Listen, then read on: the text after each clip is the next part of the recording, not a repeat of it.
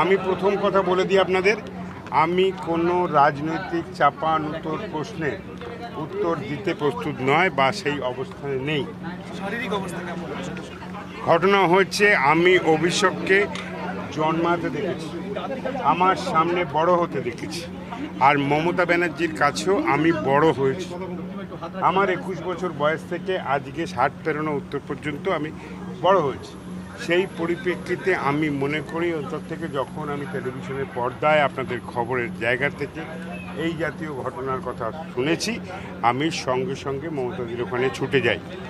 এবং ছুটে যাবার পরে আমরা শহরে, জানেন যে হাসপাতালে নিয়ে যাওয়া হয়েছিল, আমি সেখানে গেছিলাম।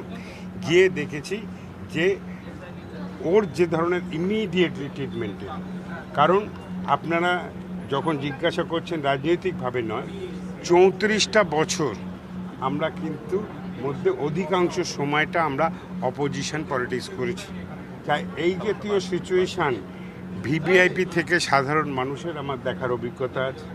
তাই অভিষেক এইভাবে এই সিচুয়েশানে পড়ে গেছে, somehow his life is saved, I think so. যদিও তাকে 72 ঘন্টা অবজারভেশনে থাকার একটা সাজেশান আসছে, সেহেতু আমরা তাকে হাসপাতালে আইটিইউতে নেওয়া হয়েছে। সেখানে তার পরীক্ষা নিরীক্ষা হবে এবং পরীক্ষা নিরীক্ষা হবার পর পুরো বিষয়টা জানতে পারবেন।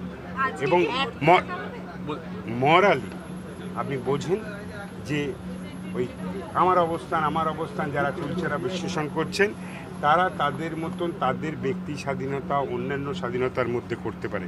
তো আমি মনে করি আমার কর্তব্য যে এই পরিবারটা, যেখানে গায়ত্রী দেবী ছিলেন গার্জেন, মমতা দি ছিলেন প্রধান এবং আমাদের সম্পন্নে, সেইখানটাই আমি মমতাদির কাছে এই সিচুয়েশনে গেছিলাম এবং আজকে ছুটে এসেছি। আমার তরফ থেকে যা করার থাকবে আমি শেষ পর্যন্তই করবার মানসিকতা রাখি। আপনার গাড়ির পাশে তো বসে এলেন, কোনো কি শারীরিক কষ্ট হচ্ছে, কোন কি সমস্যা হচ্ছে? দেখুন,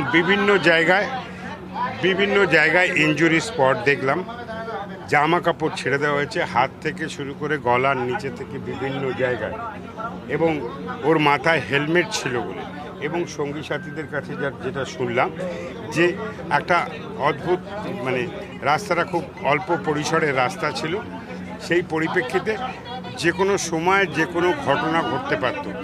এবং এই সিচুয়েশান আমরা দেখেছিলাম ঠিক রেয়াপাড়ায়, আমরা এই সিচুয়েশান দেখেছিলাম নন্দীগ্রামে, এই সিচুয়েশান দেখেছিলাম 14ই মার্চে চণ্ডীপুরে, আর আজকেও ঠিক সেই সিচুয়েশানটার সঙ্গে মেলাচ্ছিলাম। যাক, হাসপাতালে নিয়ে আসা হচ্ছে চিকিৎসার অবজারভেশনের পরে।